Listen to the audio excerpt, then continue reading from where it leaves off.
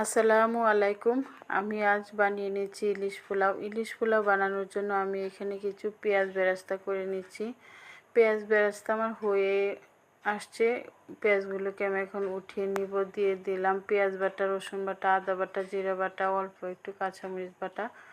দিয়ে দিলাম মরিচের গুঁড়ো, ধনিয়া গুঁড়ো, লবণ। মশলাটাকে ভালো করে কষিয়ে নিয়েছি। আগে থেকে মাছগুলোকে আমি ধুয়ে পরিষ্কার করে রেখেছিলাম। দিয়ে দিলাম এ পর্যায়ে মাছ। আমার যেহেতু দই দিয়ে ইলিশ পোলাও খেতে ভালো লাগে না, সেই জন্য আমি এখানে লিকুইড দুধ ব্যবহার করেছি 1 কাপ। দিয়ে দিয়েছি অল্প একটু লেবুর রস। দিয়ে দিলাম বেরেস্তা, যাতে মাছের মধ্যে বেরেস্তার ফ্লেভারটা ঠিকঠাক মতো আসে। মাছগুলোকে আমি আলতো করে উল্টিয়ে দিয়েছি। দিয়ে দিলাম কিছু কাঁচামরিচ।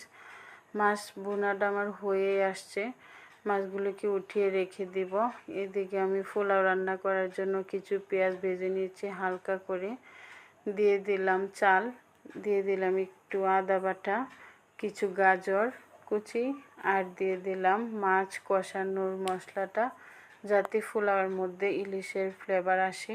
আর আমি এখানে 4 কাপ চাল নিয়েছিলাম। দিয়ে দিয়েছি 7 কাপ পানি আর 1 কাপ লিকুইড দুধ। দিয়ে দিলাম অল্প একটু লবণ। ব্যাস হয়ে আসছে আমার ইলিশ পোলাওটা। এখন আমি কিছুটা পোলাও উঠিয়ে রেখে দিব। এই পর্যায়ে আমি মাছগুলোকে দিয়ে আবার উপরে বাকি পোলাওটা দিয়ে দিব, যাতে পোলাওয়ের সাথে মাছের ফ্লেভারটা ঠিকঠাক মতো আসে। দিয়ে দিলাম পেঁয়াজ বেরেস্তা। ব্যাস হয়ে গেল আমার ইলিশ পোলাও।